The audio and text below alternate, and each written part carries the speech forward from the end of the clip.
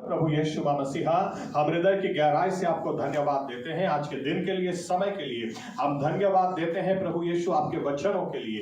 धन्यवाद देते हैं, ये समय है जब प्रभु यीशु हम आपकी आवाज सुनना चाहते हैं। हमने स्तुति की, हमने धन्यवाद दिया, हमने आराधना करी, आपने उसको स्वीकार किया, आपने उसको सुना है। लेकिन अभी हम आपको सुनना चाहते हैं। हमारी प्रार्थना है पवित्र आत्मा को आप हम पर उंडेल दें, ताकि पवित्र आत्मा वचन की सच्चाई में हमें ले जाए और वचन की सच्चाई हमें मुक्त कर दे। प्रभु यीशु मसीहा, हमारी आत्मिक आंखों को खोलें ताकि हम आपको निहार सकें, हमारे आत्मिक कानों को खोलें ताकि आपकी आवाज को हम सुन सकें, ताकि जैसे हम हैं एक भी व्यक्ति वैसा का वैसा न रहे, लेकिन आपकी वचन से, आपकी सामर्थ से हर कोई बदल जाए। प्रभु यीशु, इसीलिए हम अपने जीवनों को फिर से एक बार आपके लहू के नीचे ढक के रख देते हैं और ध्यान भटकाने वाली, कमजोरी की आत्माएं, नींद की आत्माएं, बेचैनी की आत्माएं प्रभु यीशु मसीहा के नाम से इधर से दूर हो। और प्रभु यीशु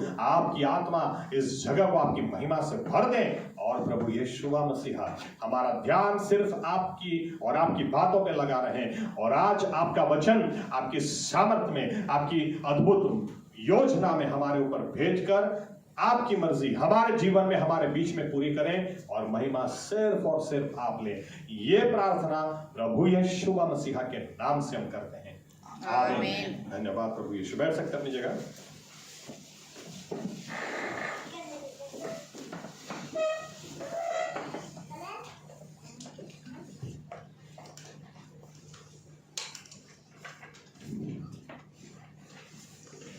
2 अक्टूबर रोश हशाना था।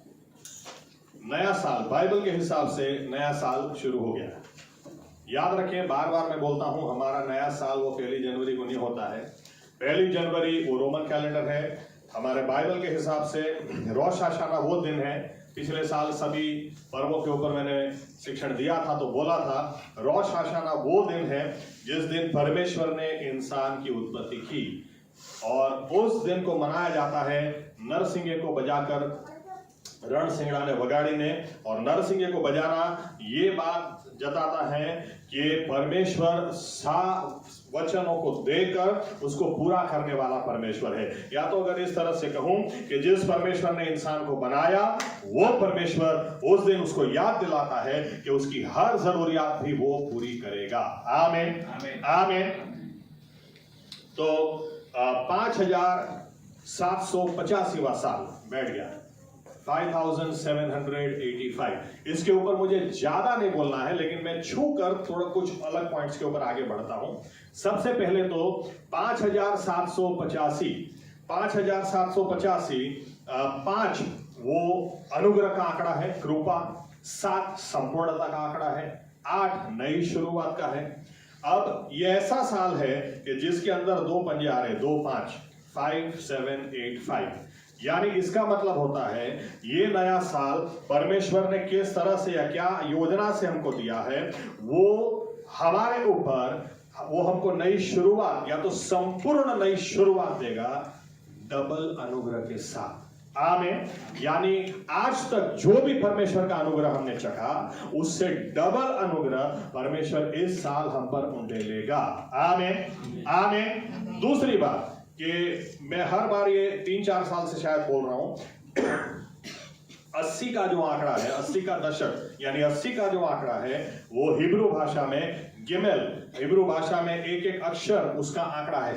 तो गिमेल जो है उसका आंकड़ा 80 होता है। गिमेल उसका पिक्चर भी है, अगर आप देखेंगे तो वो मुंह होता है। यानी इसका पूरा मतलब हम इस तरह से समझ सकते हैं कि परमेश्वर नई शुरुआत देगा, संपूर्ण शुरुआत देगा, डबल अनुग्रह के साथ देगा। उसको देगा जो अपने मुंह को संभाल सकता है, जो अपनी जबान को संभाल सकता है।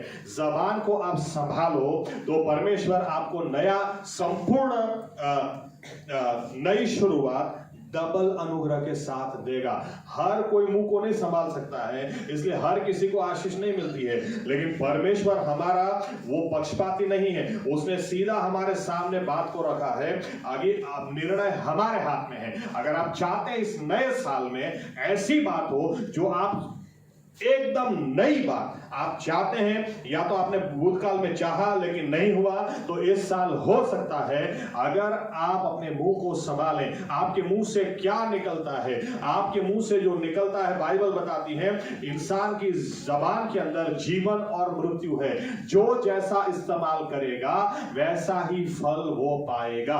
आमीन आमीन। क्योंकि हम लोग कई बार मुंह से कुछ भी बोलते हैं, कुछ भी उल्टा सीधा निकलता है, इसलिए फिर उल्टा सीधा ही परिणाम मिलता है। क्योंकि बाइबल बताती है कि अगर उदाहरण के तौर पर बोलो गाड़ी है, गाड़ी छेले उस गाड़ो, क्योंकि मैंने जो जैसा इस्तेमाल करेगा वैसा फल वो खुद खाएगा।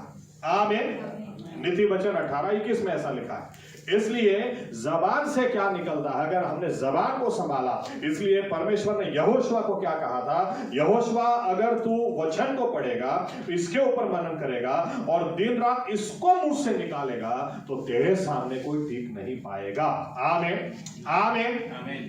नया साल 2 अक्टूबर से शुरू हो चुका, और नया साल हम बहुत सीरियसली अगर ले लें, हमारी जबान को हम संभालें, हमारी जबान से क्या निकलता है, हमारे मुंह से क्या निकलता है, अगर इसका ध्यान हम रखेंगे तो परमेश्वर का वचन, या तो परमेश्वर ये 5785 आंकड़ा हमको यूं बोल जाता है कि डबल अनुग्रह के साथ संपूर्ण नई शुरुआत। यानी आज तक हमने सोचा भी ना हो क्या कुछ नया काम मेरे जीवन में हो सकता है, क्या अब हो सकता है, क्या नई शुरुआत मुझे मिल सकती है, तो ये नया साल वही हमको दिखाता है। आमीन आमीन। लेकिन मैंने जैसे कहा, अभी बाकी का आंकड़ा पकड़ेंगे हम 1 जनवरी को, लेकिन आप इतना ध्यान में रखें। और यहां से आगे हम बढ़ते हैं, दूसरी 2-3 बातें शॉर्ट में देखनी, और एक थोड़ी बड़ी सी बात। अभी इजरायली लोग नया साल कैसे मनाते हैं, हमको इजराइल से कुछ सीखना है। ओके, मेरा ये संदेश 2 पार्ट में रहेगा। आज कुछ वचन में आपके साथ ये कुछ बातें शेयर करना चाह रहा हूं, इजराइल देश से हम कुछ सीख सकते हैं, और फिर दूसरा भाग मेरा रहेगा इजराइल के परमेश्वर से हम कुछ सीख सकते हैं। तो आज इजराइल को पकड़ के चलता हूं। तो इजरायली लोग नया साल किस तरह से मनाते हैं। नए साल में ऐसे ही नहीं जाते हैं, नया साल आने से 10 दिन पहले ये लोग सब कुछ छोड़कर सिर्फ अपने बारे में सोचते हैं। 10 दिन ये पश्चाताप करते हैं, 10 दिन अपने बारे में सोचते हैं। आज तकलीफ क्या हो गई है कि इंसान अपने बारे में सोचता ही नहीं है। उसको क्रिश्चियन लोगों को तो सिखाया भी गया है, दूसरों को बारे में प्रार्थना करो, दूसरों को देखो। प्रभु यीशु खुद बोलते हैं, अरे तू तेरे भाई की आंख में से कहां कचरा निकालने की बात कर रहा है, तू तेरी आंखों में पूरा खंबा लेकर बैठा है। पहले अपनी आंख से निकाल, पहले अपने आप को सुधार, बाद में दूसरों को सुधारने की बात करो। आमीन। बाइबल हमको बार बार सिखाती है। क्यों हमारा जीवन बदलता नहीं है? क्योंकि हम प्रार्थना करते हैं प्रभु उसको सुधार देना, तो वो सुधर जाता है, हम तो वही के वही। अरे पहले अपने लिए प्रार्थना करो। यहूदी लोग नया साल में उनको पता है कि अगर मैं अपने बारे में नहीं सोचूंगा, अगर मैं पश्चाताप नहीं करूंगा, अगर मैं नए निर्णय नहीं लूंगा, तो नया साल कुछ भी नया मेरे लिए नहीं लाने वाला, जैसे चलता है वैसे ही चलता रहेगा। इसलिए 10 दिन ये लोग पश्चाताप कर अपने बारे में सोचते हैं। अगर अपने एग्जाम्पल यहां से लूं, तो अगर याद आ जाए कि राजकोट में किसी का बुरा किया था मैंने, तो यहां से आदमी राजकोट भी जाता है 10 दिनों के अंदर सिर्फ सॉरी बोलने के लिए कि ये बोझ लेकर मैं नए साल में नहीं जा सकता, ये बोझ लेकर मैं नए साल में जाऊंगा तो ऐसा का ऐसा ही रहेगा, जैसा अभी हूं वैसा का वैसा रहूंगा। लेकिन मुझे नए साल में कुछ नया चाहिए, कुछ नया अनुग्रह चाहिए, कुछ नई आशीष चाहिए, कुछ नई बातें चाहिए। इसलिए 10 दिन ये लोग सोचते हैं अपने बारे में, अपने यहां तक कि पड़ोसी के साथ पूरा साल बात नहीं हुई क्योंकि पिछले साल ऐसा झगड़ा हो गया था, तो पड़ोसी को भी जाकर ये लोग सॉरी बोलते हैं और बोलते हैं नहीं मेरी जो गलती हो गई, मैं कुछ ज्यादा ही बोल गया, मुझे क्षमा कर दो। आप खाली अंदाजा लगाओ कि अगर इस तरह से हर विश्वासी करे तो नया साल कितना अद्भुत हो जाए। आमीन आमीन। अपने बारे में सोचो। यीशु मसीह ने कहा जैसे अपने आप से वैसे अपने पड़ोसी से प्रीति करो। यहाँ पर अपने बारे में किसी को सोचने का टाइम ही नहीं है। पूरी जिंदगी हम दूसरों के बारे में, उसने क्यों कैसा किया और उसने ऐसा क्यों किया, उसने क्यों ऐसा बोला होगा, उसको कहने का मतलब क्या था। अरे भाई अपने लिए टाइम निकालो। आमीन आमीन। दूसरों के पीछे समय बर्बाद मत करो। बाइबल से हमको कुछ सीखना है, यहूदी लोगों से कुछ सीखना है, अपने बारे में सोचो। आमीन। ये कुछ छोटे छोटे पॉइंट्स में देता हूं, फिर एक बड़ा पॉइंट। दूसरा पॉइंट,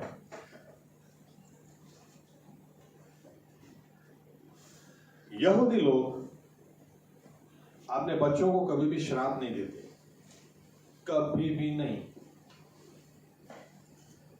अगर आपको पता हो इजराइल के बारे में, तो आज इजराइल में क्या चल रहा है, यहां से लोग केयर टेकर की जॉब के लिए जाते हैं, लाख रुपया महीने का मिलता है ना, 1.5 लाख मिलता है ना, 2 लाख मिलता है। किसकी सेवकाई करने के लिए जाते हैं? क्या उनके बच्चे नहीं है तो यहां से सेवकाई करने के लिए वहां पर बुलाते हैं। लेकिन इजराइल में बच्चों के पास टाइम नहीं है माँ बाप को देखने के लिए, इसलिए बच्चे क्या बोलते हैं कि इंडिया से मैं बुला लूं, फिलीपीन से बुला लूं, वो करेंगे आपकी सेवकाई, हम उनको पैसा देंगे, लेकिन सॉरी पापा मैं आपके साथ टाइम नहीं बिता सकता, सॉरी मम्मी आपके पीछे में टाइम नहीं दे सकता, लेकिन दूसरे को मैं रखता हूं, उसको मैं पैसा दूंगा, वो आपका ख्याल रखेगा। तो ये बूढ़ा बूढ़ी जो लोग हैं, चलने में भी इनको तकलीफ होती है, इसके बावजूद ये अपने बच्चों को शराब नहीं देते हैं। इसके बावजूद भी जो लोग केयर टेकर है ना, उनसे आप मिलो तो पूछना, उनके सामने अपने बच्चों को फिर भी गाली नहीं देते हैं, फिर भी उन्हें बोलते हैं इस बच्चे को मैंने बड़ा किया, इसको मैंने ये किया, आज उसके पास टाइम नहीं है मुझे देखने के लिए। नहीं, ये अपने बच्चों को गाली नहीं देते हैं, ये अपने बच्चों के लिए कुछ और करते हैं। वो मेरा लास्ट पॉइंट है।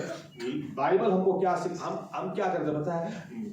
डोबो सालो गधेड़ो भागरी, और फिर जब वो डोबो गधेड़ो भागरी हो जाता है तो पास्टर के पास लाते, पास्टर साहब प्रार्थना करो, माचो को डोबो गधेड़ो ने भागरी थी, अब तमेज बनायो,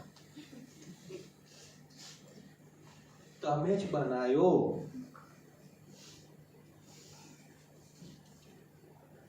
और इनको आश्चर्य होता है क्या डोबो क्या बोलते हैं, अरे तमेज बनायो भाई, आश्चर्य क्या था तुमने? आपने मुंह से बोल के तुझे देख, मैं तुझे बोलती हूं, तुझे बोलता हूं, तू है ना मैकडॉनल्ड्स में टॉयलेट साफ करने के लिए भी तुझे कोई नहीं रखेगा। और जब यही लड़के को नौकरी नहीं मिलती है तो मां बोलती प्रार्थना करो इसके लिए, बेनहीन को लिखो, जोसेफ प्रिंस को लिखो, नौकरी नहीं मिलती। अरे तुम्ही ने बोल के तुझे झाड़ू मारने की भी कोई नहीं देगा, तो नहीं देगा, तो नहीं मिल रही है। आमीन। और आश्चर्य भी होता है, मुझे ये बात का बहुत आश्चर्य होता है कि आपको आश्चर्य क्यों होता है। एनीवे, यहूदी लोग से और एक बात सीख सकते हैं, ये अपने बच्चों को हमेशा आशीष देते हैं, श्राप नहीं देते हैं। सीखना चाहिए। आमीन आमीन। छोटे छोटे पॉइंट्स। ओके, मेन पॉइंट में आ जाता हूं। आज इजराइल का और दूसरे देशों का युद्ध हो रहा है, हम देख रहे हैं क्या चल रहा है। आमीन। और बातें बहुत हो रही है, क्या यार इजराइल ने तो क्या पेजर बॉम्ब, यार पेजर में कौन बॉम्ब डालता है, 3 ग्राम के 5 ग्राम, कौन ऐसे फोड़ता है यार, कितना दिमाग ये लोग के पास है, कितना जबरदस्त, क्या परमेश्वर ने इनको दिमाग दिया है, क्या परमेश्वर ने इनको आशीष दी है, क्या परमेश्वर, ये इतने सारे देखो परमेश्वर का हाथ भी इनके ऊपर कैसा है कि हंसी भी आए। मैं एक वीडियो देख रहा था और वीडियो में वो आदमी बता रहा था कि आपको क्या लगता है, देखो परमेश्वर का हाथ कैसा है, 700 या 800 मिसाइल ईरान ने छोड़ी एक साथ, और सब एक साथ में छोड़ी तो सब आसमान में उड़ा दी लोगों ने, आयरन डोम टेक्नोलॉजी से उड़ा दी। खाली एक ही ऐसी हुई कि जो उड़ा तो दी लेकिन उसका एक हिस्सा बर्बाद नहीं हुआ और इजराइल में गिरा। तो गिरा तो अभी किधर गिरा, वो न्यूज में बता रहे थे कि ईरान से ही एक आतंकवादी अंदर घुस गया था और ये आदमी बंदूक लेके रात को लोगों को मारने वाला था, उसी के ऊपर गिरा और मर गया। क्या है परमेश्वर का अनुग्रह, देखो इनके ऊपर बहुत जबरदस्त। आमीन। लेकिन ये सब विषयों को मैं नेक्स्ट मैसेज में लूंगा। आज एक बहुत इंपॉर्टेंट विषय, क्योंकि ये देख कर मुझे भी जैसे एक चैलेंज परमेश्वर ने दी कि हम लोग कहां गलती कर रहे हैं, कहां हमको सुधार लाना चाहिए। ओके, ये दूसरा पॉइंट। इजरायली लोग अपने बच्चों को ये आशीष देते हैं, श्राप कभी नहीं देते हैं। लेकिन दूसरी बात क्या करते हैं, इजरायली लोग अपने बच्चों को लड़ाई करना सिखाते हैं। आमीन आमीन। लड़ाई करना सिखाते हैं, या तो दूसरी तरह से सैनिक बनाते हैं। देखो बाइबल क्या कहती है, भजन संहिता 144 और 1, गीत शास्त्र साम्स 144:1।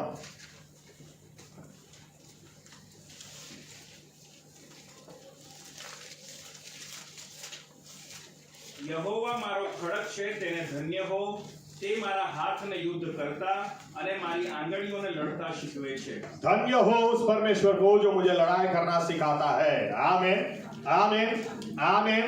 याद रखना, हमने अपने बच्चों को लड़ाई करना सिखाया ही नहीं है।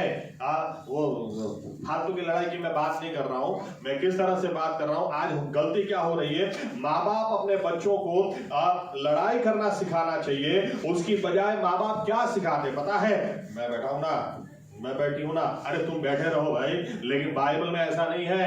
आप कितना भी, माँ बाप कितना भी कोशिश कर ले, आप कितना भी अच्छा शिक्षण बच्चों को दे दे, कितना भी अच्छे कपड़े दिला दे और बोले मैं बैठा हूं, मैं बैठा हूं, बैठे चुप बेटा, चिंता ना करो, फोड़े लाके थोड़ा, अरे तुम कितना भी कोशिश करो, फिर भी बच्चों के जीवन में ऐसी समस्या आने वाली है जिसके लिए आप कुछ नहीं कर पाओगे। आमीन। इजरायली लोग बहुत अच्छी तरह से इस बात को जानते थे। चलो बाइबल से आपको मैं दिखाता हूं परमेश्वर की क्या योजना है। न्यायी, जजेस, न्यायाधीश 3रा अध्याय 1 और 2 आया।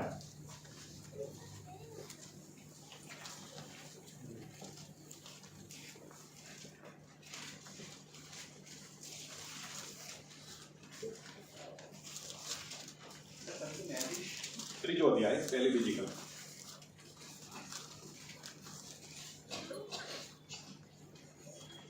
હવે ઇસ્રાયેલ પુત્રોની એટલે જેઓને કનાનની સાથે થયેલી સર્વ લડાઈઓનો અનુભવ થયો ન હતો તેઓની પરીક્ષા કરવાને અને ઇસ્રાયેલ પુત્રોની પેઢીઓ એટલે જેઓને અગાઉ યુદ્ધ વિશે કઈ માહિતી ન હતી તે માહિતગાર થઈને યુદ્ધ કળા શીખે।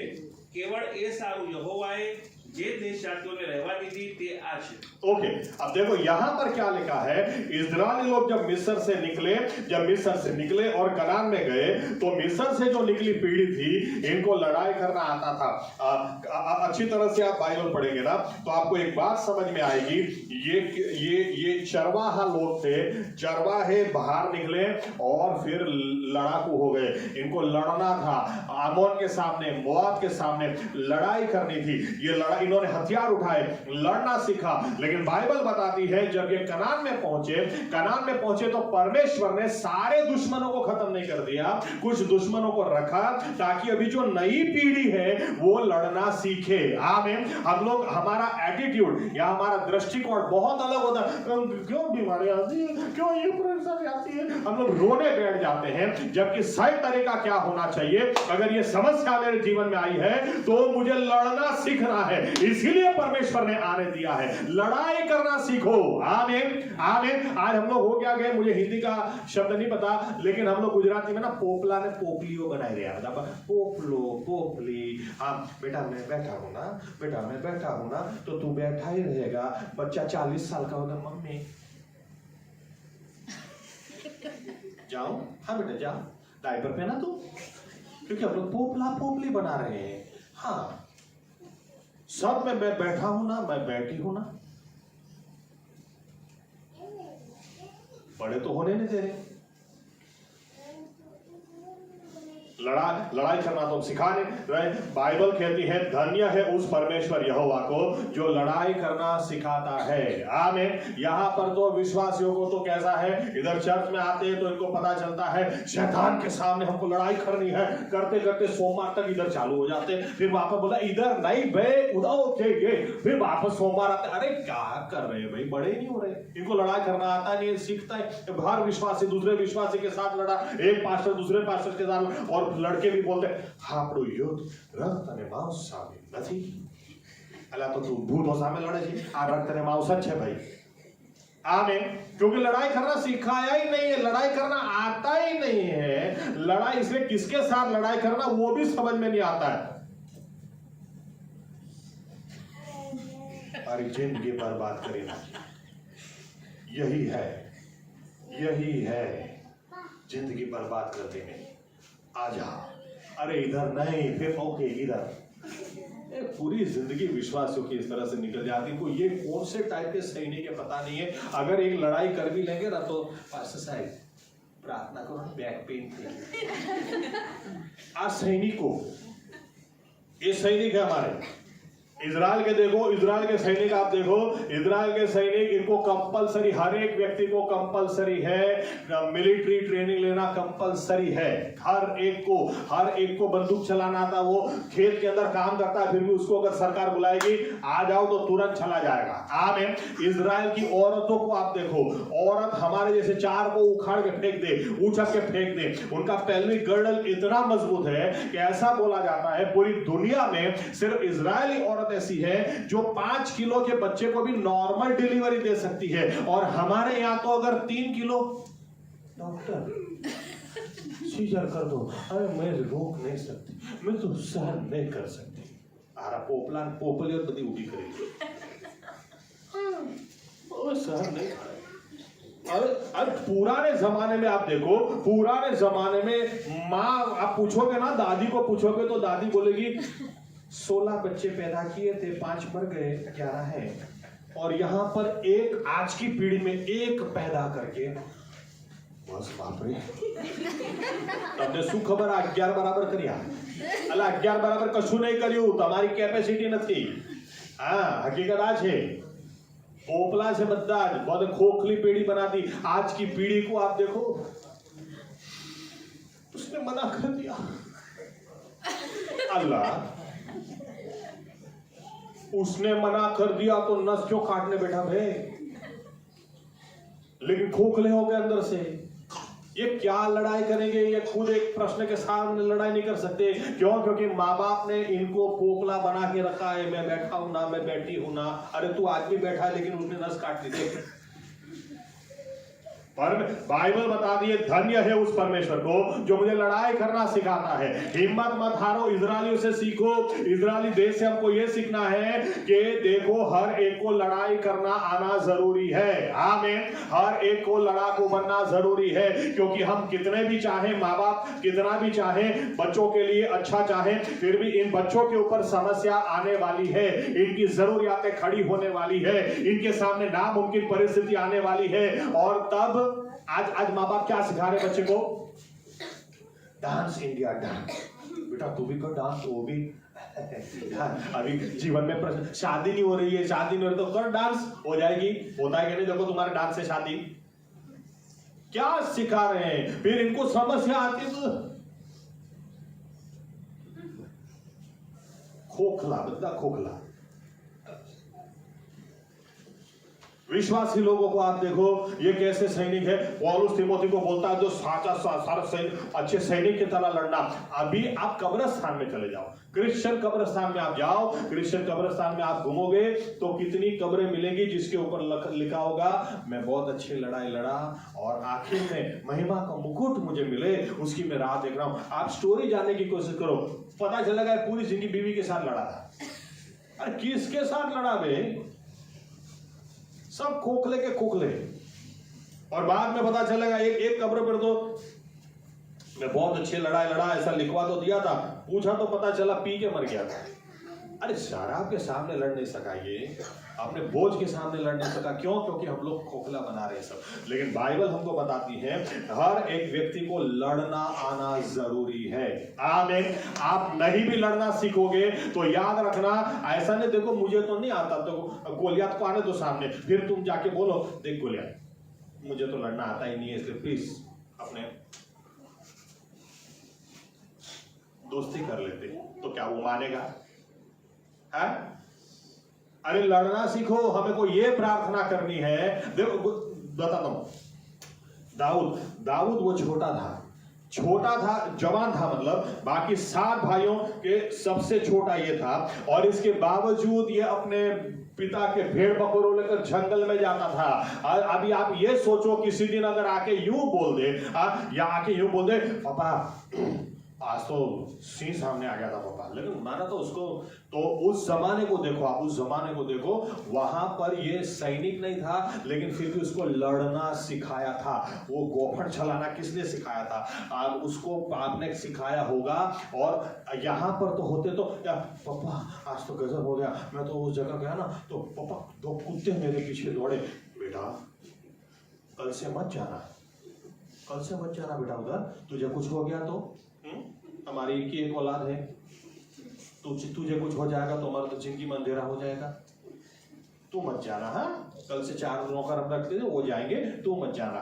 दाऊद किसी दिन आकर बोलता था, पापा आज तो भालू मेरे सामने आ गया, उसको भी मैंने मारा, तो भी उसको कभी रोका नहीं, जाना भाई। आमीन आमीन। ऐसे ही कोई गोलियत के सामने नहीं जाता। और आज हमारे विश्वासियों को आप देखो तो गोलियत की तो बात जाने दो, गोलियत का पोता को देखेंगे ना, पोते को देखकर भी ऐसे लोग घूम रहे हैं, लूट गया, बर्बाद हो गया, मेरी जिंदगी में कुछ भी नहीं है। क्या बताओ आपको, क्या पता गोलियत का पोता मुझे कितना परेशान कर रहा है। तो गोलियत के सामने क्या लड़ोगे तुम? माँ बाप अपने बच्चों को इतना क्या सिखा रहे हैं, मुझे तो यही समझ में नहीं आ रहा है। बाइबल बताती है परमेश्वर ने प्रश्न आने दिए ताकि बच्चे नई पीढ़ी लड़ाई करना सीखे। आमीन आमीन।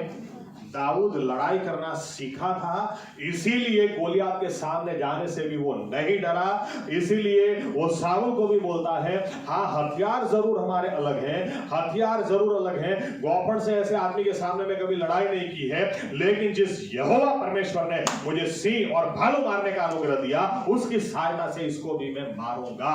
हम लोग वाह वाह जरूर करते हैं, लेकिन हम ये भूल जाते हैं कि हमारे बच्चों को हमने एकदम खोखला बना दिया है। गोलियत भी आएगा ना तो हम क्या बोलेंगे, बेटा तू रुक, मैं गोलियत को दिखाता हूं, और गोलियत उखाड़ के फेंकता है।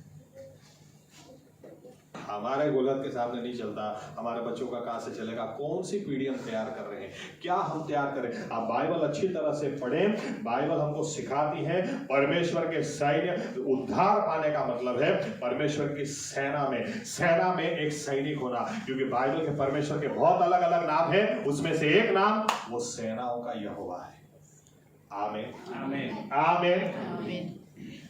लड़ाई करना सीखो, लड़ाई के लिए अपने आप को तैयार करो, अपने आप को भी तैयार करो, अपने बच्चों को भी तैयार करो। बच्चों को भी तैयार करो। इधर तो हमने क्या तैयार कर दिए, इसको अगर तो बोलो चलो इधर से उधर 4-5 बार दौड़ के आओ तो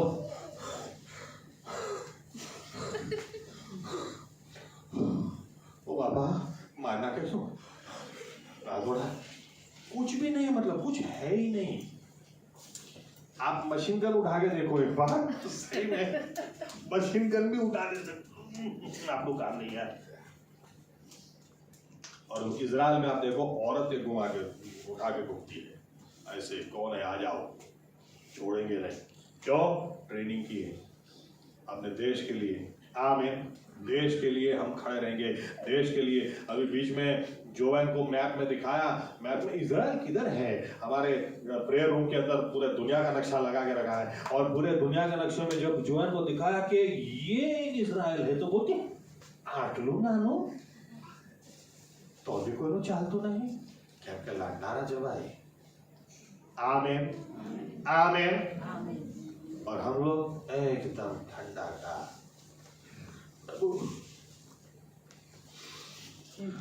इधर दाऊद बोलता है धन्य है उस परमेश्वर को जो मुझे लड़ाई करना सिखाता है, और हम आधी जिंदगी निकाल सकते हैं। मैंने गोलियत का क्या बिगाड़ा था, जिधर जाता हूं उधर आके खड़ा हो जाता है गोलियत, मैंने क्या बिगाड़ा उसको? कनाडा का वीजा लिया तो उधर ही जा गया।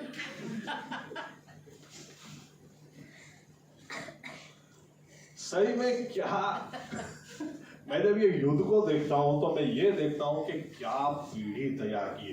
1948 में ये लोग आजाद हुए तो वही पीढ़ी अभी जिंदा है क्या? नहीं, उसके बाद एक गई, दूसरी गई, इधर 16, 18, 20 साल के जवान भी तैयार है। हमारे देश को आंख तो ऊंची करके देखो, हमारे बंधकों को नहीं छोड़ोगे। आपको पता है लास्ट अक्टूबर 7 को ये लोग कुछ बंधकों को ले गए, कितने लोगों को मारा। उसके बाद एक साल से कंटिन्यूअस लड़ाई चल रही है।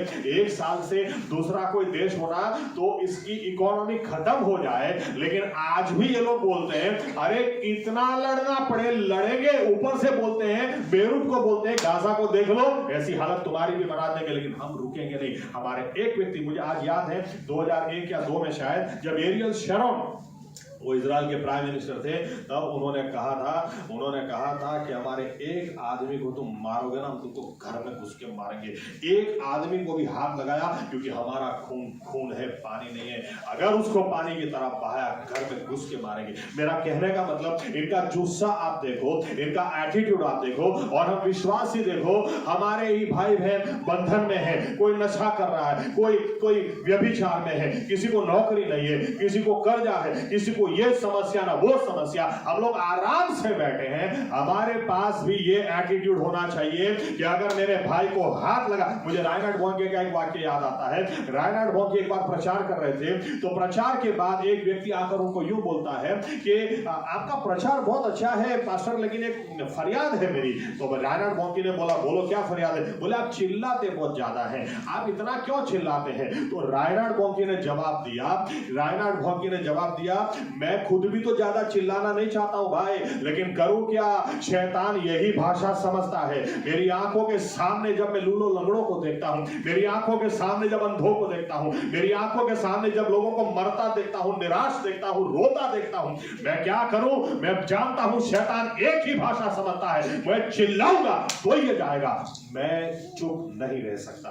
आज ऐसे लोग कहां है? विश्वासी फिर भी आराम से बैठे, क्योंकि लड़ने की आत्मा नहीं है, लड़ने की स्पिरिट नहीं है, क्योंकि हमने सबको खोखला बना के रख दिया है। और आज 20 साल के बाद भी देखो, 20 साल के बाद भी सोचिए, क्यों 4 संडे से चर्च में नहीं आ रही है? मुझे पास्टर से बुरा लगा है। अबे 20 साल के बाद पास्टर से बुरा लग रहा है, तो अपने आप को तैयार क्या किया तुमने? अभी तो तुम लोग, देखो क्या है कि 6 महीने से पास्टर है ना विजिट के लिए नहीं आ रहे हैं। अरे अभी तो तुमको दूसरों की विजिट करनी चाहिए भाई, अभी तो तुमको दूसरों की प्रार्थना करनी चाहिए, तुम्हारी प्रार्थना से दूसरों को छुटकारा मिलना चाहिए ना। पड़ा मैं तो पोपला हमारे तो 20 वर्ष पछी भी पास्टर आवे जरूरी है। हमारे तो हमें ना जिए तो पोपला चाहिए ना।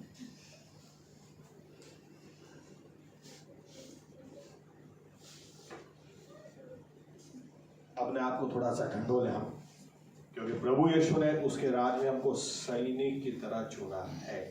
आमीन, आमीन। और हम जिस लड़ाई में हैं, ये आत्मिक लड़ाई है। ओके, इसलिए मैं यूं कहूं, हमारे बच्चों को हम सिखाएं, पहले तो हम भी तो सीखें कि लड़ाई किस तरह से की जाती है। लड़ाई करने का हथियार परमेश्वर का वचन है। ये लड़ाई हम बच्चों को सिखाएं, बाइबल पढ़ना सिखाएं, प्रार्थना करना सिखाएं। जब बाइबल पढ़ना नहीं आता, प्रार्थना करना नहीं आता, इनको डांस करना आता है। माँ बाप सिखाते डांस करना, डांस करना। डांस करने से तुम्हारा कौन सी समस्या निकल जाने वाली है? जाओ डॉक्टर के पास जाओ, तो डॉक्टर खड़ा होकर तुम्हारे सामने डांस करता है, हो गया सॉल्व? जाओ। अरे कौन सा डांस करने से प्रॉब्लम सॉल्व होगा तुम्हारा? खोखले सब।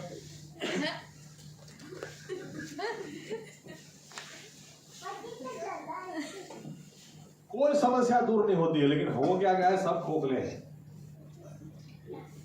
टिकटॉक पे वीडियो देख के इनको यही समझ में नहीं, इनको पूरा लाइफ टिकटॉक हो गया है। और फिर प्रश्न भी करते हैं, आश्चर्य के साथ प्रश्न करते हैं। 10 साल मेरे निकल गए, मैं तब भी टिकटॉक कर रहा हूं, आज भी टिकटॉक कर रहा हूं। तो तुमने टिकटॉक ही क्या? बाइबल बताती है याकूब के पहले अध्याय में, जो व्यक्ति 2 दिमाग का हो, 2 मन का हो, उसकी नैया कभी पार लग ही नहीं सकती, वो टिकटॉक ही रहेगी। और आश्चर्य भी इन लोगों को होता है, इनको ये भी समझ में नहीं आ रहा है कि तुम कर क्या रहे हो, तुम्हारा समय खाया जा रहा है।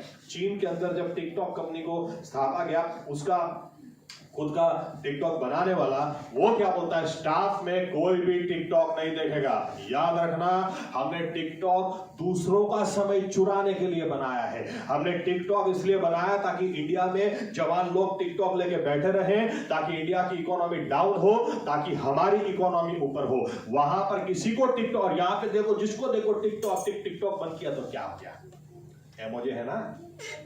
हाँ, तुम बांध करके तो देखो, हम इंस्टाग्राम की रील्स भी बनाएंगे, हम ये करेंगे वो करेंगे, लेकिन हम रुकेंगे नहीं। ये आपदा सही नहीं कुछ है, ये टिकटॉक वाले सही नहीं। क्या करेंगे कि कौन से बीमार को आशा दे सकते हैं, कौन से निराश को आशा दे सकते हैं, कौन से लड़ाई में ये आगे बढ़ सकते हैं। इसलिए विश्वासी लोग आज भी ठंडा, जैसे मैंने कहा, ऐसे घूमते हैं जैसे पूरा बोझ इनके ऊपर ही है। इतने निराश, इतने हताश, क्योंकि लड़ना सीखा ही नहीं है। हम भी सीखें, बाइबल अच्छी तरह से पढ़ना सीखें, ताकि यीशु मसीह की तरह जब शैतान आएगा तो उसके सामने लड़ाई किस तरह से करें, वचन के साथ में करें। आमीन। वचन के साथ लड़ाई करना सीखो, प्रार्थना करना सीखो, उपवास करना सीखो, आत्मिक हथियारों को सजो और इस तरह से अपने आप को तैयार करो ताकि आप लड़ाई करना सीखो और अपने बच्चों को भी लड़ाई करना सिखाओ। आमीन, आमीन। हो क्या गया आज, पता है क्या हो गया? बच्चों को भी किस तरह से माँ बाप बिगाड़ रहे हैं। बच्चों को तो ऐसा लगता है हम राजमहल में पैदा हुए हैं, सोने के रास्ते पे, स्वर्ग में। पापा आप जाओगे तो चलना, मेरे लिए तो इधर ही सोने का रास्ता आपने दिया है। इनको कोई तकलीफ नहीं, मैं हूं ना, कोई समझ, मैं हूं ना। हम लोग क्या सोचते हैं, मैं जब कॉलेज जाता था छोटा, उस जमाने में फाटली चड्डी पहनता था, तो मेरे बच्चों को मैं सूट पहना कर भेजूंगा। क्यों भेजोगे भाई, क्यों भेजोगे? आईफोन जिसने ढूंढा, जिसने आईफोन ब्रांड स्थापित की, उसके बारे में पेपर में आता था, उसके खुद की बच्ची 11th-12th स्टैंडर्ड में, उसको आईफोन नहीं दिया था। क्या जरूरत है आईफोन की? तुमको क्या जरूरत है? कौन सा तुम्हारा काम रुक जाएगा? तुमको कहां आईफोन की जरूरत है भाई? खुद कमाओ। जगदीश भाई ने मुझे एक केस बताया था, जब नडियाद में गए थे, उस वक्त सोहन अंकल को जब दाखिल किया था, 40-40 हजार के इंजेक्शन 28-28 हजार में एक जगह से पहचान से मिले थे, तो बाद में वो नडियाद उनको धन्यवाद देने के लिए गए, तो इन्होंने मुझे बताया, करोड़पति आदमी, बोले मैं सोच भी नहीं सकता कि नडियाद में किसी का इतना बड़ा बंगला, इतना बड़ा आदमी हो सकता है। ज्यादातर गुजरात की जितनी भी हॉस्पिटल्स हैं, उनके अंदर जो फार्मेसी होती है उसके साथ इनका टाइप है, उन्हीं की फार्मेसी। इतना बड़ा आदमी, लेकिन मुझे बता रहे थे कि जाकर बैठे तो एकदम सिंपल से कपड़े में आए, और हमारे पास तो थोड़ा भी आ जाए ना तो लगना चाहिए बाबू। सिंपल से कपड़े में आके बैठे, और फिर क्या बोलते हैं, देखो ये टेबल है, इधर लैपटॉप रखा है, ये मेरी बेटी का पढ़ने की जगह है। बेडरूम नहीं, बेडरूम तो सोने के लिए होता है, इधर पढ़ने का। पूरे घर में सबके सामने पता तो चलेगा पढ़ रहे हैं, कुछ और कर रहे हैं। ABCD वाला फोन लाके दिया है, करोड़पति आदमी ABCD वाला फोन अभी लाके दिया है। कॉलेज में जाएगी तो उसको 10,000 वाला स्मार्टफोन में लाके दूंगा, लाख रुपए वाला उसको जिस दिन चाहिए, खुद कमाए खुद लाए, मैं क्यों दूं भाई? फिर हमको आश्चर्य होता है कि ऐसे लोगों के बच्चे क्यों इतने आगे बढ़ते हैं, क्योंकि उनको सिखाया जाता है। और हम लोग क्या करते हैं, बेटा मैं 10,000 का फोन यूज करूंगा, तो 1.5 लाख का आईफोन इस्तेमाल कर। तो अभी से उसको 1.5 लाख का दे रहे आईफोन, उसको क्या कीमत होगी? उसको पैसे की कीमत कहां से होगी? आज कितने बच्चे थाली में खाना भी बिगाड़ते हैं क्योंकि उनको खाने की वैल्यू नहीं। पैसा किधर से आता है उनको कहां पता है, उनको पता ही नहीं है। खाना ऐसे फेंक देते। कितने घरों में मैं देखता हूं, बड़ा सा पिज्जा मंगवाएंगे, फिर 2 पीस खाएंगे, बाकी का डस्टबिन में डालते हैं। इनको वैल्यू नहीं है, पैसे सिखाया ही नहीं, क्योंकि 10 रुपए मांगे उनको 100 दिया है। केक भी बना के लगा दे, मुझे तो बहुत चिढ़ आती है जब केक बनाकर किसी के मुंह पे लगा दे। अरे बाहर लोगों के पास खाना नहीं है, कितने लोग ऐसे ही सोते हैं, खाना नहीं है लोगों के पास। आप कहाँ के किसी के मुंह पर लगा रहे हो? खाना नहीं हमको मिलता है तो प्रभु यीशु को धन्यवाद, लेकिन हम नहीं सिखाएंगे तो कौन सिखाएगा? और फिर हम चाहते हैं हमारा बच्चा जीवन में बहुत आगे बढ़े, हमारा बच्चा लड़ाकू हो, हमारा बच्चा परमेश्वर के लिए खड़ा रहे। अरे कहाँ खड़ा रहे? आप भी उसको खड़ा नहीं करने दे रहे, क्योंकि आप खुद भी नहीं खड़े, तो कहां से खड़ा हुआ?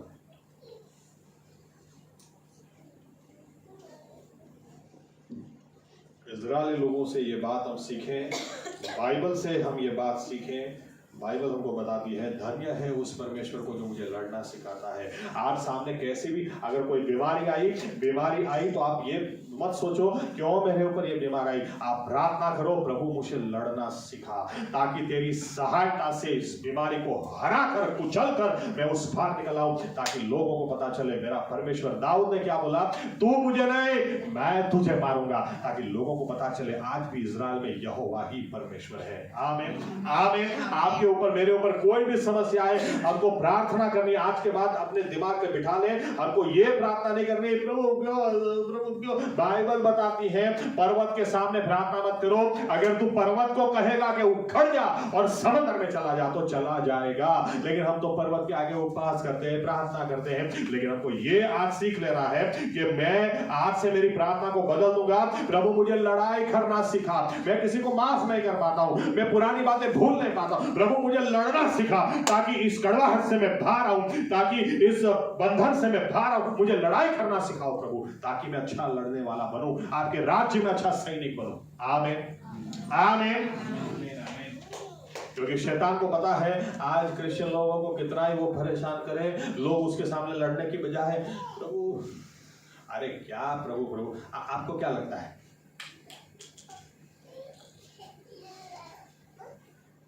इजराइल का परमेश्वर इजराइल के साथ है, लेकिन फिर भी लड़ना तो इनको पड़ता है ना। आमीन। आपको लगता है इन्होंने प्रार्थना की होगी, चलो हम उपवास प्रार्थना करें प्रभु, वो 5000 पेजर आ रहे हैं, उनके अंदर 3-3 ग्राम का बम बिठा दो और हम प्रार्थना करेंगे दोबारा, तब आप फोड़ देना प्रभु। ऐसे नहीं होता, आपको करना पड़ता है। आमीन आमीन। आपको होशियारी लगानी पड़ती है, आपको दिमाग लगाना पड़ता है, हमको सीखना पड़ेगा लड़ाई किस तरह से करनी है, वचन को अच्छी तरह से समझना है, बच्चों को भी समझाना है, ताकि आज नहीं तो कल ये बच्चे भी बाइबल लेकर बैठेंगे तो ये भी बोलेंगे आज परमेश्वर ने मेरे साथ बात की, पापा आज बात की, मम्मी आज परमेश्वर की आवाज मैंने सुनी, आज मैंने उपवास रखा है, आज मुझे उसकी हजूरी में बैठना पापा, आज मुझे उसकी आवाज चाहिए, आज मुझे उसका स्पर्श चाहिए। ओके, ऑल द बेस्ट बेटा। हमको ये सिखाना है ताकि हमारे बच्चे वो अच्छे आत्मिक सैनिक तैयार हो। आमीन आमीन आमीन आमीन। इजरायली लोगों से ये बात हम सीखे। बाइबल हमको इसलिए बताती है, हम कितना भी कोशिश कर लेंगे हमारे बच्चों के जीवन में समस्या आने ही वाली है, आएगी ही। तो बाइबल कहती है ये समस्या इसलिए नहीं आई है ताकि ये लोग की कुछ गलती है, इसलिए आई है ताकि इस पीढ़ी को लड़ना सिखाना है। आमीन आमीन।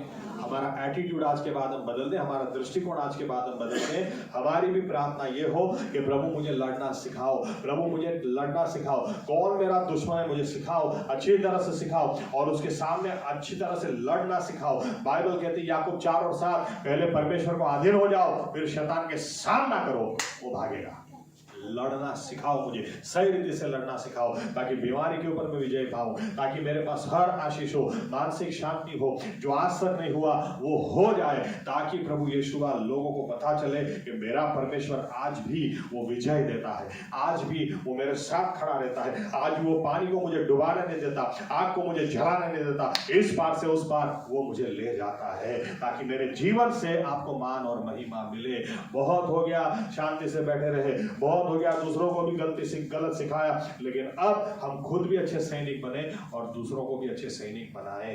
आमीन आमीन।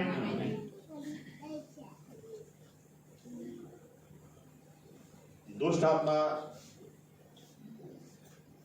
निकालने जब शुरू में मैं जाता था, बाद में समझ में आया, जेपी साहब बहाना निकाल देते, अरे यार आज मैं आ ही नहीं सकता, तू एक काम कर, तू जा और किसी को साथ में ले जा, लेकिन मुझे काम है, अमेरिका जाना है, पैकिंग बहुत है, तू जा। बाद में समझ में आया वो चाहते थे कि हम सीखें, इसलिए हमको भेजा, नहीं तो हमारे तो उस पर एक ही नजर थी, बस पास्टर साहब होंगे तो वो होंगे तो वो होंगे तो हमारी ताकत डबल हो जाती थी। ये सोना लंबा, और जब वो ना हो तो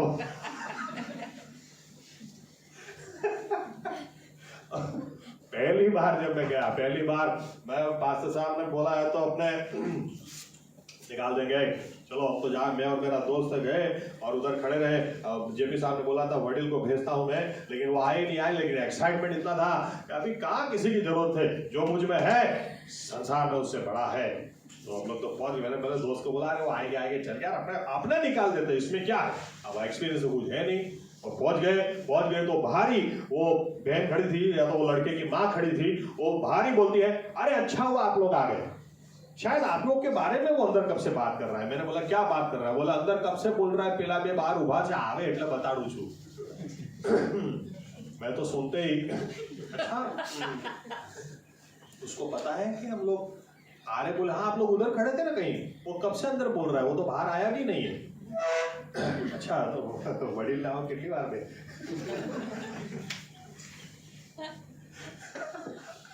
उतना ही नहीं, अब करे तो क्या, आप मैदान में आ गए हैं। तो मैंने बोला क्या होता क्या है उसको, क्या करता है। बोलती क्या पता उतना जबरदस्त कुछ स्पिरिट है उसके अंदर, आत्मा है। और बाजू में हमारा पड़ोसी इतना मोटा है, वो बाहर खटिया पे सो रहा था, रात को ऐसे पकड़ के पूरी खटिया के साथ उसको ऊपर कर दिया। अभी आप मेरी हालत सोचो, फर्स्ट एक्सपीरियंस, पहला अनुभव, फिर भी अभी हिम्मत तो रखें, कोई बात नहीं, अंदर तो क्या क्या हो रहा है लेकिन चेहरे पे ना दिखे इसकी कोशिश कर रहे हैं। गए अंदर, मैंने कहा चलो चिंता मत करो आप, प्रभु यीशु आज बड़ा काम करेंगे। अंदर जाके बैठे, और जब जाके बैठे मेरा दोस्त इधर बाजू में और वो आदमी सामने नीचे बैठा है, मुझे ही देख रहा है और बोलता है तुझे मैं छोड़ूंगा नहीं।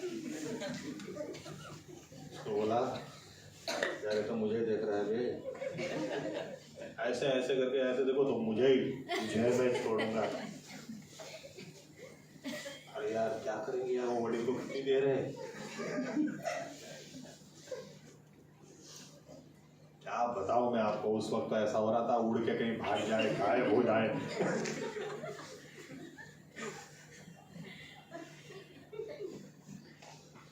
अब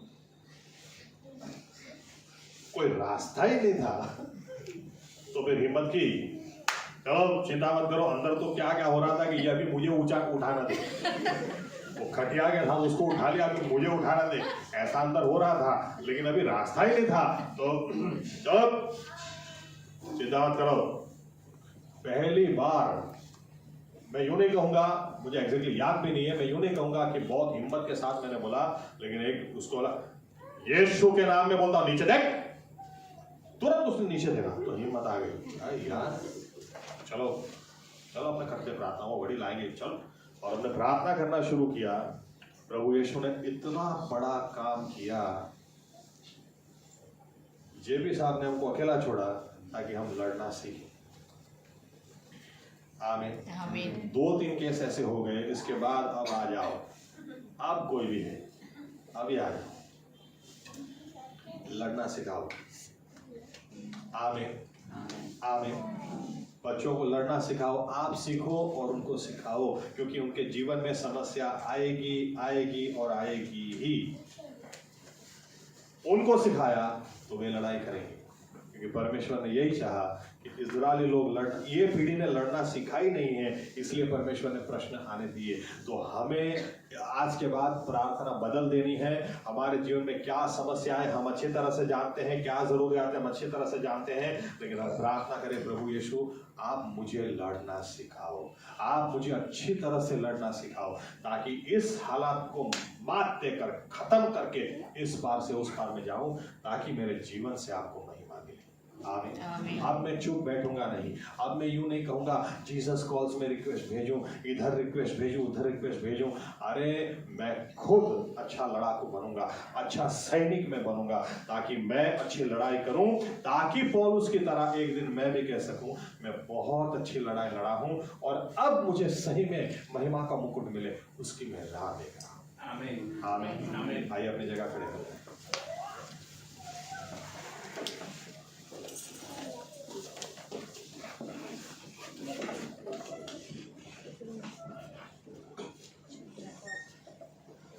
धन्यवाद प्रभु Yeshu Masih. Thank you God, thank you Yeshu. धन्यवाद प्रभु यीशु। प्रभु यीशु मसीह, हमने बार बार प्रश्न किया, क्यों हमारे जीवन में गोलियात आ जाते हैं, क्यों हमारे जीवन में बड़ी बड़ी समस्याएं आ जाती हैं। लेकिन आज आपने, और ऐसा करने से न हमारा विश्वास बढ़ा है, न हमारे हालात बदले हैं, लेकिन आज आपने हमें सही दृष्टिकोण दिखाया है, आपके वचनों से दिखाया है कि प्रभु यीशु मसीह हमें लड़ना सीखना है। समस्या तो आएगी ही, लेकिन हमें लड़ना सीखना है। यीशु मसीह, आप जब इंसान के रूप में थे, आप प्रभु यीशु उपवास प्रार्थना करने के लिए रेगिस्तान में चले गए, तो वहां पर भी शैतान आ गया और वहां पर से आपने उसको भगाया। तो लिखा है कुछ क्षणों के लिए वो गया, यानी वो वापस आने वाला था।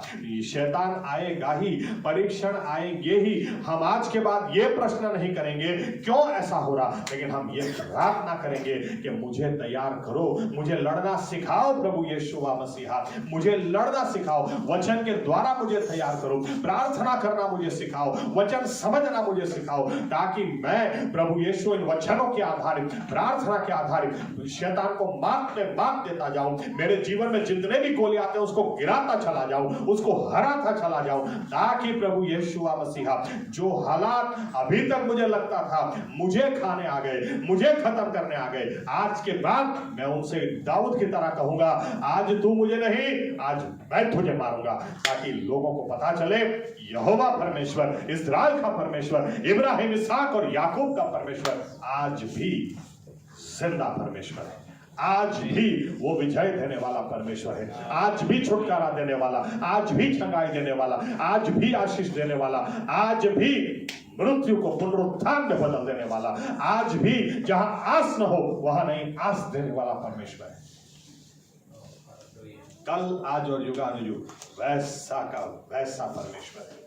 प्रभु यीशु मसीहा, हम धन्यवाद देते हैं आपके वचनों के द्वारा आपने हमसे बात की है, उसके लिए हम धन्यवाद देते हैं। आपने आपके वचनों के द्वारा प्रभु यीशु मसीहा हमें उज्याला दिया है, इसके लिए आज के बाद हमारी यही प्रार्थना होगी। हाँ प्रभु यीशु, अगर हमारी कुछ गलती होगी तो हम जरूर पश्चाताप करेंगे, लेकिन अगर गोलियात सामने से आएगा तो प्रभु यीशु समस्याएं सामने से आएंगी। हमारी प्रार्थना आज के बाद यही होगी, आप मुझे लड़ना सिखाओ, आप मुझे लड़ना सिखाओ प्रभु यीशु, ताकि एक दिन ऐसे गोलियातों को गिराते चले जाएंगे और दाऊद की तरह हम भी कहते चले जाएंगे, धन्य है उस परमेश्वर को जो मुझे लड़ना सिखाता है।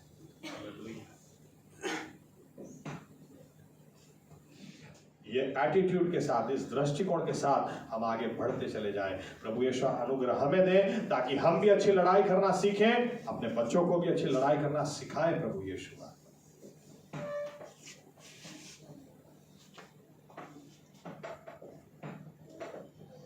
आज ज्यादातर विश्वासी मेंटली परेशान है, मानसिक तौर से टूट गए हैं, मानसिक बंधनों में चले जाते हैं, क्योंकि अच्छी लड़ाई करना नहीं सीखे हैं। हमें सिखाओ प्रभु यीशु, ताकि हर समय हम आनंदित रह सके, हर समय हम खुश रह सके, हर समय हम धन्यवाद देने वाले और आपकी प्रशंसा करने वाले हो सके। हमें सिखाओ प्रभु यीशु, आप सिखाओ प्रभु यीशु मसीह, ताकि हम अच्छे विश्वासी, अच्छे सैनिक बन सकें और आपके नाम को महिमा लाने वाले और आपके नाम को ऊपर उठाने वाले और आपके नाम की महिमा को खुद चखकर दूसरों के बीच में ले जाने वाले हो सके। हमारी सहाय करें, हमारी मदद करें। इसलिए इन वचनों को हमारे हृदयों में आपके लहू से हम सील करते हैं प्रभु यीशु, और आपसे विनती करते हैं प्रभु यीशु मसीहा कि आप यहां तक लाए हैं, आगे ले जाने वाले आप हैं। हमें जो करना है, हमें अच्छा करने के लिए सहाय और मदद करें। अच्छे सैनिक हम बनने पाए, आपके अच्छे सैनिक बनने पाए, ताकि अच्छी लड़ाई लड़ने पाए, ताकि एक दिन महिमा का मुकुट इनाम हम लेकर आए। ये प्रार्थना प्रभु यीशु मसीह के नाम से करते हैं, आमीन। धन्यवाद प्रभु यीशु, धन्यवाद।